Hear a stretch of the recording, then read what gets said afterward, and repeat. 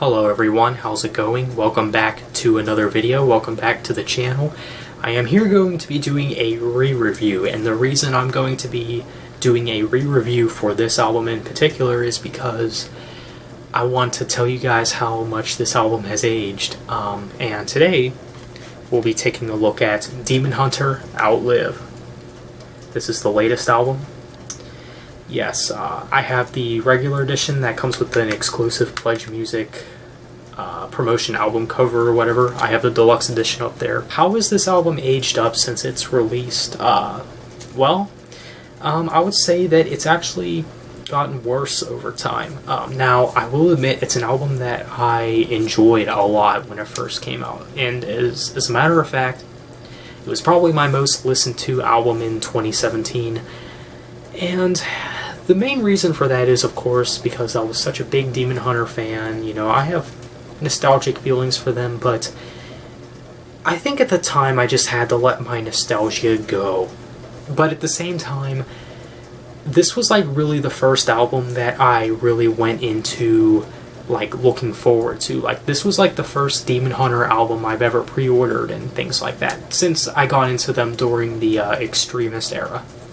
So, is there still some tracks on this album that I think are good? Yeah. Like the first single that was released for this album back in December 2016, Cold Winter Sun. It's still a pretty good song, I think. I think it's a pretty traditional sounding Demon Hunter song with the scream verse, sung chorus. I like the instrumentation and the solos and things like that. Ryan's vocals, of course, are really good. Died in My Sleep. This is a song that, I would say is okay, but it's kind of grown off of me. It is a lot more like radio friendly, a more radio rock friendly song, you could say. And Half Is Dead, I remember when this one became a single. This is hands down one of the worst Demon Hunter songs of all time. Cold Blood, I think, is a really underrated song. I love the chorus of this song. One of Demon Hunter's best choruses, in my opinion. And another song that I really like is, of course, Patience, which is one of my favorites, if not my favorite song on this entire album. I love the piano introduction, the chorus is outstanding, and there's a lot of good things about this song, I think. So, this album, Outlive, it's not really an album I return to much these days. You know, this album does kind of steer away from the heavier sound that we're kind of used to from Demon Hunter. You know, this does feel like more radio rock friendly. They do use a little more electronic elements like synths here and there, such as in songs like Died in My Sleep. This album, it has its moments, I would say.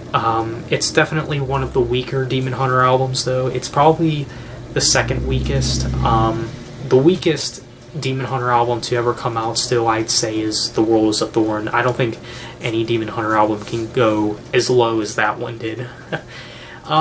But yeah, when this album first came out, I gave it like a 9 out of 10. But nowadays, I'm gonna have to kick it down to like a 6 out of 10. It's an album that hasn't really done well with age. And to be honest with you guys, Demon Hunter is not really a band that I listen to much anymore. And I think that is mainly because I threw my nostalgia out the window. Now, do I think Demon Hunter is still a good band? Definitely. Absolutely. But I feel like this album kind of destroyed a lot of people's desire to listen to Demon Hunter. And I think, you know, it just had to do with, you know, some of the songs kind of being more on the bland side. Overall, like I said, it does have its moments, but it is one of the band's weaker albums. So, yeah.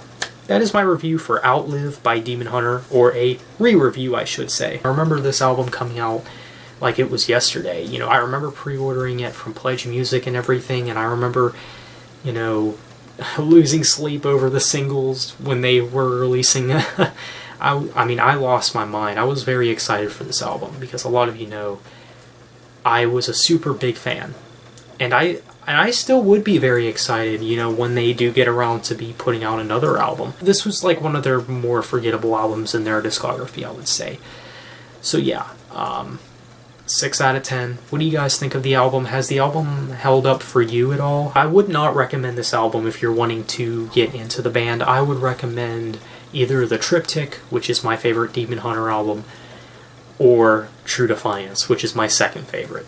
Start off with any of those albums if you're looking to get into them. This album, not so much. But thank you for watching. Have a good one, and take care.